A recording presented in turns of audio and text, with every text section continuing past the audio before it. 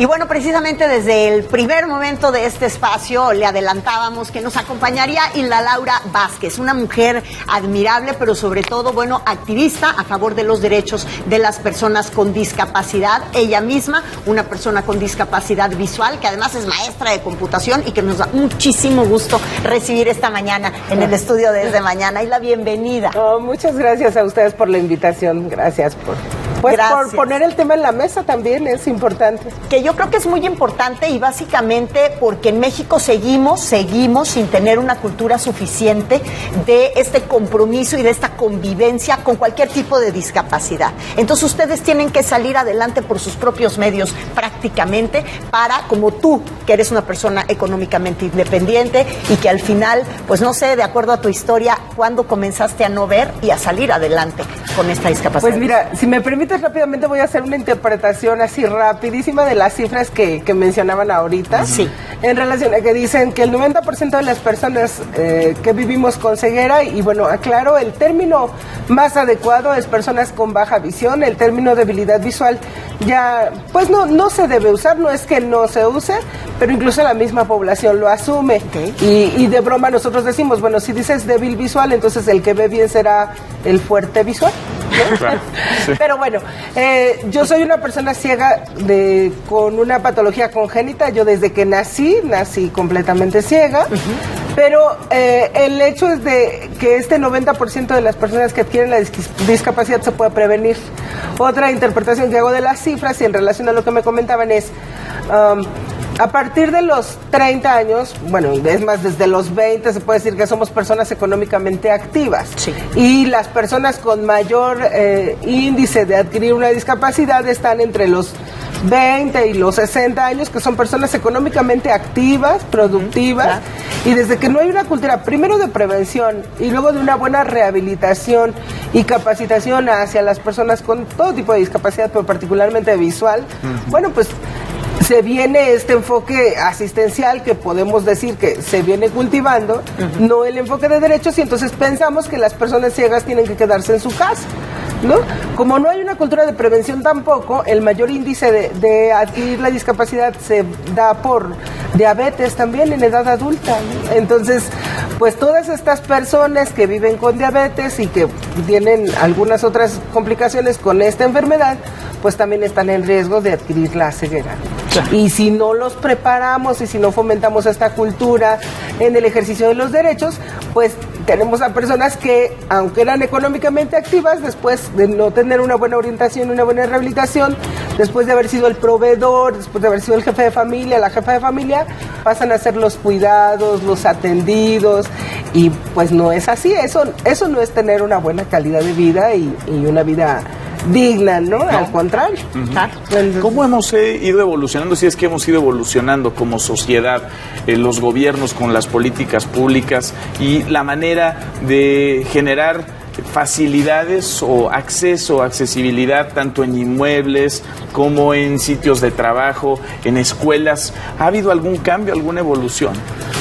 Pues mira, a partir del 2008 que México firmó y ratificó la convención, decimos que somos candil de la calle y obscuridad de nuestra casa, porque desafortunadamente somos el país con mayor número de observaciones para la implementación a la Convención de los Derechos de las Personas con Discapacidad. Tenemos 61 recomendaciones y el gobierno... Bueno, tenemos que entregar un informe. Digo tenemos porque como país tenemos la obligación de entregar un informe en el 2018 y pues son pocas las acciones, ¿no? que se han hecho. Me llama la atención en esta parte cuando me preguntan de políticas públicas porque es triste. Pero además el compromiso tiene que ser mutuo. Es triste porque no hay una buena implementación de políticas públicas, no somos tomados en cuenta como debería, pero también las personas con discapacidad, particularmente visual, poco participamos en los ambientes. Necesitamos ser un poquito más contundentes. Pero todo eso es como una cadenita, ¿no? ¿Cómo quieres que yo participe? ¿Cómo quieres que yo me informe? O que yo sepa si ya no hay escuelas, si el modelo educativo en el que se está implementando, pues no está totalmente adecuado, no es el que responde a las necesidades de nuestro país, ustedes mejor que nadie saben que muchos de los modelos que se implementan son copia de otros modelos y porque piensan que tuvieron éxito en otros países van a tener éxito aquí, pero nuestra realidad es otra. Económicamente nuestro país es tan grande y tan diverso que no es lo mismo la necesidad educativa y de accesibilidad que tiene una persona en una comunidad rural que una persona en una ciudad como la nuestra. Fíjate, ¿no? Ese punto que acabas de tocar es muy importante. ¿Qué tanto sabemos de las personas ciegas en las comunidades rurales? ¿Qué pasa con ellas? ¿Cómo viven? Fíjate que ahorita me llamó la atención, bueno, estaban entrevistando al gobernador de Morelos y estaban hablando de una reconstrucción y nosotros hablamos en meses despuesito del temblor se hizo una política, una promoción en el ejercicio del derecho de una reconstrucción incluyente, ¿no? Claro. Si se van a reconstruir cosas, bueno, pues que tomaran en cuenta también las necesidades de las personas con discapacidad. Claro. Y asociados a todos estos mitos y estereotipos que tenemos sobre las personas ciegas, pues la gente piensa que no hay otra opción que la música, que los masajes, y entonces resulta que en una comunidad rural muchas personas con discapacidad son demasiado relegadas y tienen que emigrar a otros lugares, a otros estados, incluso para estudiar, para recibir la rehabilitación básica. No hay centros de rehabilitación. Apenas leí una nota que en Yucatán, ayer, empezaron los trabajos para construir un centro de rehabilitación para atender a personas con discapacidad visual particularmente. Digo, apenas estamos en el 2017. ¿Qué hacían las personas ciegas de comunidades de Yucatán antes? Claro. Entonces, pues la realidad es triste, pero necesitamos una participación más contundente y necesitamos que tanto gobierno como sociedad civil pues se unan para sumar esfuerzos y para hacer un poco más contundente todo este trabajo hacia la dignificación de la vida de las personas con discapacidad en general, pero de manera muy específica, y de verdad que eso pues también les agradezco que estemos poniendo el tema en la mesa de las personas ciegas, porque es la segunda condición de discapacidad con mayor prevalencia, sin embargo es la menos atendida. Y además como para ir en esta parte de la educación, los centros y las escuelas de educación especial están cerrando, particularmente los que atienden a personas ciegas. Entonces me decían aquí en el DF, aquí en la Ciudad de México, donde hay espacios para atender a los bebés, son contados, son 2.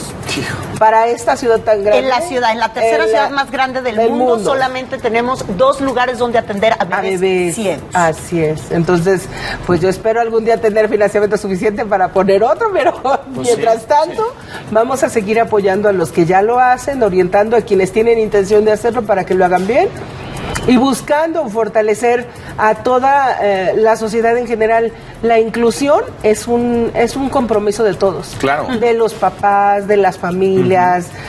Yo platico mucho con mi familia, con mis primos, con mis sobrinos, y desde a veces dicen, es que a mí no me toca. Bueno, pues si eres maestro, si eres una persona que ofrece algún servicio, ese enfoque de decir, es una persona ciega, lo único que pasa es que no ve, pero todo lo demás piensa, reacciona, tiene la capacidad económica, intelectual para poder hacer las cosas. Más allá del activismo, sabemos que hay, porque tú estuviste muy involucrada en la redacción, en los temas que tuvieron que ver con discapacidad, en la Constitución, en la creación de la Constitución de la Ciudad de México. Y hay quienes quisieran apoyarte para tener un escaño en la Cámara de Diputados, ahora que estamos en temas electorales, en tiempos electorales, y que tú eres una activista tan agresiva en estos temas de discapacidad. ¿Lo harías? ¿Lo quieres hacer? No, por supuesto, pero alguien que, como diríamos en un lenguaje coloquial, alguien que aguante la realidad, porque en ese sentido también la gente me pregunta y me dicen, es que de repente eres como muy fuerte, y yo,